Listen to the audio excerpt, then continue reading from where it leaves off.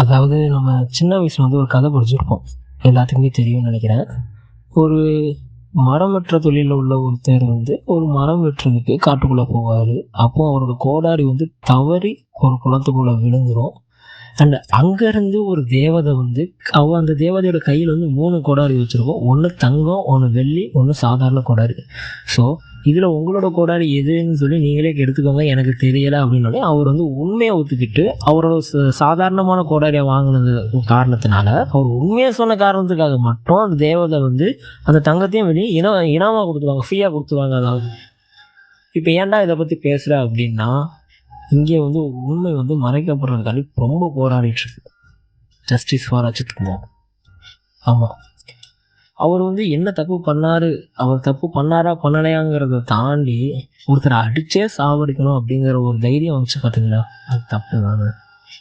ஏன்னா அந்த கோடாரி மாதிரி அந்த கம்ப்ளைண்ட் கொடுத்த பெண்மணி இல்லைங்க, அது அப்புறம் அவளுக்கு அந்த நகை வந்து எங்கேயும் போகலை, என்கிட்ட தான் இருக்குது அப்படின்னு ஒரு உண்மையை சொல்லியிருந்தாலும், இல்லை நான் மறந்து வச்சிட்டேன், நான் அவனை நகரை செக் பண்ணி பார்த்துட்டு சொல்கிறேன் அப்படின்னு சொல்லியிருந்தாலும் கூட இன்னைக்கு அவர் நம்ம கூட இருந்திருப்பார். பட் ஆனால் நான் ஏன்டா அதை பற்றி பேசுகிறேன் அப்படின்னு கேட்டிங்கன்னா, இதை பற்றி நான் ஒரு பேசலைன்னா நான் மனுஷனே கிடையாது. நானும் ஒரு கோயிலில் காவலாளியாக வேலை பார்த்தவன் தான். ஸோ அதை பற்றிலாம் இங்கே பேச வேண்டாம். இப்போ நான் ஒரு radio jockey. Welcome to my show. இது உங்கள் ₹2 கடலை மிட்டாய். நான் உங்கள் ஆர்ஜி குருமூர்த்தி.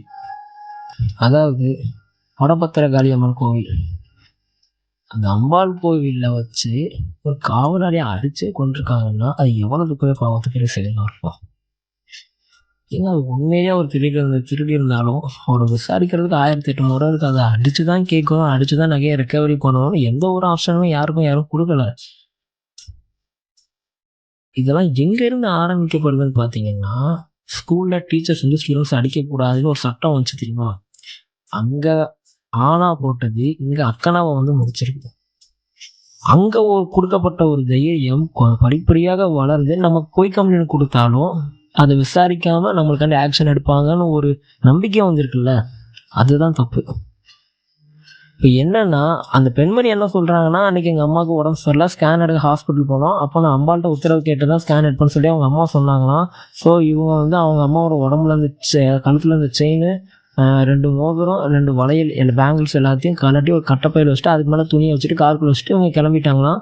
அண்டு பார்த்தீங்கன்னா அவங்க அம்மாவுக்கு முடியாத காரணத்தினால போகும்போது அஜித் குமார் இடையில மீட் பண்ணதாகவும், அப்போ இவங்க உதவியை நாடினதாகவும், அப்போ அவங்க வந்து நான் பார்த்துக்கிறேன், நான் ஒரு வீல் சேர் எடுத்துகிட்டு வரேன் மேடம், நான் அரேஞ்ச் பண்ணி தரேன்னு சொன்னதாகவும், அப்போது நான் காரை பார்க் பண்ணணும் தம்பி அப்படிங்கும்போது இவங்க கார்க்கே வந்து அவர்கிட்ட வாங்கி இவர் அந்த அஜித் குமார்ங்கிறவங்க காரை ஓட்டி சென்று பின்னாடி பார்க் பண்ணதாகவும், அண்ட் இவங்க சாமி தரிசனம் முடிச்சுட்டு வந்து சாமிக்கிட்ட அர்ச்சனை பண்ணும்போது இந்த சாவியை வந்து கூடைக்குள்ளே வச்சு சாமிக்கிட்ட அர்ச்சனை பண்ணதாகவும், ரிட்டன் அர்ச்சனை கூடைக்குள்ள வந்து வரும்போது சாவி இல்லாமல் வந்துச்சுன்னும், அண்ட் ரிட்டன் ஒரு மணி நேரம் கழிச்சு அவங்க சாமிக்கு அந்த ஐயர்கிட்ட போயிட்டு கேட்டு ஆமாம் உள்ளே இருந்துச்சு சாரி மேடம்னு சொல்லிட்டு அவங்க சாவியை கொடுத்ததாகவும் இவங்க இப்படிலாம் ஒரு ஸ்டேட்மெண்ட் கொடுத்துருக்காங்க.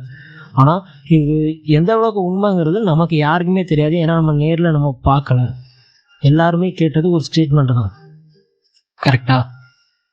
ஆனால் இதுக்கப்புறம் என்ன நடந்துச்சுன்னா, இவங்க அந்த சாவியை வாங்கிட்டு காரை எடுத்துகிட்டு வாரேன்னு சொல்லிட்டு அவங்க காரை பார்க் பண்ணதுக்கு 1 மணி நேரம் கேப் எடுத்துக்கிட்டாங்க, காரை ரிட்டன் எடுத்துகிட்டு வரதுக்கு 1 மணி நேரம் கேப் எடுத்துக்கிட்டாங்க அப்படின்னு இவங்க சொல்லியிருக்காங்க. அண்ட் இவங்க எல்லாம் எடுத்துகிட்டு காரை உள்ளே போகும்போது துணி கலைஞ்சிருந்துச்சு. ஒரு 7 கிலோமீட்டர் போன பிறகு தான் தெரிஞ்சது செயினை காணும் அப்படின்ட்டு. இது என்னன்னா, ஸ்கேன் எடுக்கிறதுக்கு முதல்ல கழுத்தில் செயின் போடணுங்கிற அவசியமே கிடையாது மெடிக்கலி. ஏன்னா அது அந்த ஸ்கேன் எடுக்கும்போது அந்த செயின் உள்ளே வந்து விழுந்துரும், அந்த ரேடியேஷன் அஃபெக்ட் ஆகும் அப்படிங்கிறதுக்காண்டி மட்டும் தான் ஜுவல்ஸ் போடக்கூடாதுன்னு ஒரு வித்து சொல்லுவாங்க. அப்படி வரவங்க வீட்டில் கழட்டி வச்சுட்டு வந்துருக்கலாம் முதல் விஷயம். 2வது கலட்டினவங்க அவங்களோட கைப்பையில் போட்டு தான் நம்ம நகையை எல்லாத்தையும் பத்திரப்படுத்துவோம். இவங்க ஏன் கட்டைப்பையில் வச்சாங்கங்கிறது தெரியல. இப்போ அஜித் குமார் இறந்துட்டாங்க, அடித்த காவலாலே அரெஸ்ட் ஆகிட்டாங்க, கேஸு சிபிஐ பக்கம் திரும்பிடுச்சு. பட் இந்த பெண்மணியை யாருமே கண்டுக்கிறது இல்லை.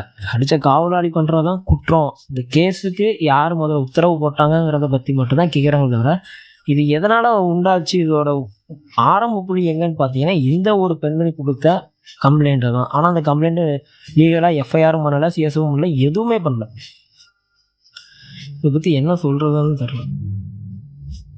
இதோட விளைவு தான் ஒரு உயிரை வந்து எடுத்துருக்குறாங்க. ஸோ இந்த மாதிரி பண்ணாமல் இதுக்குன்னு ஒரு கண்டிப்பான முறையில் ஒரு நீதிங்கிறது கிடைக்கும். ஒருத்தங்க தப்பு பண்ணாங்கன்னா அவங்களோட தண்டனை கண்டிப்பாக கிடைச்சே ஆகும். அவங்க வந்து அதுலேருந்து தப்பிக்கலாம் முடியாது. கர்மா கண்டிப்பாக உண்டு. இப்போ நம்மளே ஏதாச்சும் ஒரு தப்பு பண்ணாலும் நம்மளை பூமராங்காக தான் வந்து கர்மா அடிக்குமே தவிர உடனேலாம் வந்து அடிக்காது.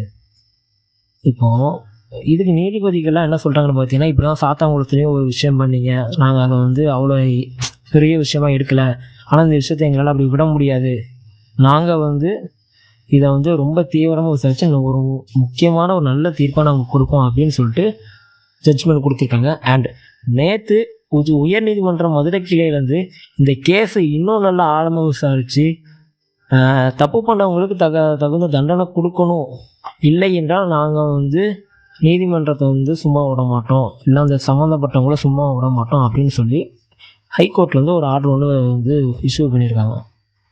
ஸோ இதெல்லாம் பார்க்கும்போது தமிழ்நாட்டில் வந்து நீதி யூஸ் ஆகலை அப்படிங்கிறது நம்மளுக்கு வந்து தெளிவாக தெரியுது.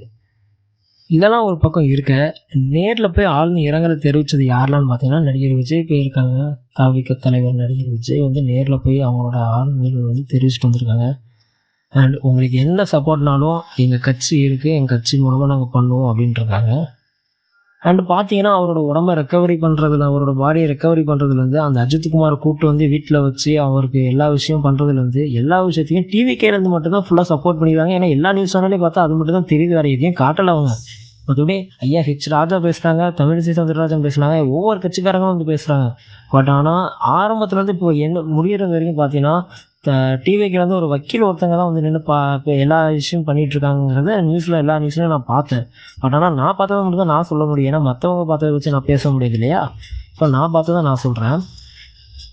இப்போ என்னென்னா, தமிழ்நாட்டின் முதல்வர் மாண்புமிகு மு.க. ஸ்டாலின் அவர்கள் வந்து ஃபோனில் இது பண்ணிட்டு, இப்போ என்னெல்லாம் அவங்களுக்கு காம்பன்சேஷன் கொடுத்துருக்காங்கன்னு பார்த்தீங்கன்னா, 3 சென்ட் லேண்டு கொடுத்துருக்காங்க. அண்ட் அஜித்குமார் தம்பி அவர்களுக்கு வந்து ஒரு நிரந்தரமான அரசு வேலை ஒன்று கொடுத்துருக்காங்க. அண்ட் ஒரு 5 லட்ச ரூபா காம்பன்சேஷன் அமௌண்ட் கொடுத்துருக்காங்க. இந்த காசு, இந்த இடம், இந்த வேலை அந்த உயிரை ஈடுபடுத்துமான்னு கேட்டிங்கன்னா சத்தியமாக கிடையாது. ஒரு தப்பு பண்ணுறதுக்கு, அதாவது அரசன் அன்று கொள்வான், தெய்வம் நின்று கொள்ளுங்கிறதுலாம் முடிஞ்சு போய் தப்பாக வந்து எப்படி நிறுத்தலான்னு மட்டும்தான் நம்ம பார்க்கணுமே தவிர, தப்புக்கு இன்னொரு தப்பு ஈடாகாது. அதாவது ஒரு ஆணை படைச்சது வந்து ஒரு பெண்ணுக்கு வந்து பாதுகாப்பாக இருக்கணுங்கிறதா, ஒரு ஆண் வந்து உடம்பளவில் பலமாக இருப்பான் அப்படின்னு சொல்லுவாங்க. அந்த ஒரு பெண் வந்து ஆணை விட ஒரு மனதளவில் ரொம்ப பலமானவ அப்படின்னு சொல்லுவாங்க. அப்புறம் இந்த விஷயம் நடந்துட்டு இருக்கும்போது தமிழ்நாட்டில் இன்னொரு பக்கம் ஒரு ஃபர்ஸ்ட் ஸ்டாண்டர்ட் படிக்கிற ஒரு பொண்ணை ஒரு 45 வயசு ஒரு காவலாளி வந்து பாலியல் சீண்டல் பண்ணிட்டாங்க சொல்லிட்டு ஒரு நியூஸ் இன்னொரு பக்கம் வருது. இப்போ இதெல்லாம் எங்கே போய் முடியுதுன்னு கேட்டிங்கன்னா சத்தியமாக எனக்கு தெரியாது. பட் ஆனால் நான் அதை பற்றி பேசுகிறதுக்கான வரல. ஏன்னா நம்ம இதை நிறைய குழந்தைங்களும் கேட்பாங்க, யங்ஸ்டர்ஸும் கேட்பாங்க. நம்ம நல்ல விஷயத்தை மட்டுமே பேசுவோம், நல்லதுக்காக மட்டுமே குரல் கொடுப்போம். இப்போ இந்த கேஸில் நான் என்ன பேசுவேன்னு பார்த்தீங்கன்னா, அவங்க உண்மையை ஒத்துக்கிட்டாங்கன்னா அந்த அஜித்குமாரோட ஆன்மா சாந்தி அடையும். அதுக்கு நம்ம முதல்ல ப்ரேயர் பண்ணிப்போம்.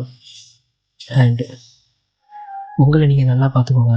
பக்கத்தில் இருக்கவங்க அவங்களுக்கு ஏதோ ஒரு சின்ன பிரச்சனை அப்படின்னா கொஞ்சம் போய் அவங்கள்ட்ட போய் மனசு விட்டு பேசுங்க. மனசு விட்டு பேசினாலே எல்லா பிரச்சனைக்கும் கண்டிப்பாக ஒரு தீர்வு கிடைக்கும். ஸோ அவங்களுக்கு இன்னும் நல்லாவே பார்த்துக்கோங்க. Take good care of yourself. Until bye from RG Unnati. டொனட்டன் 10 10 10 10 10 10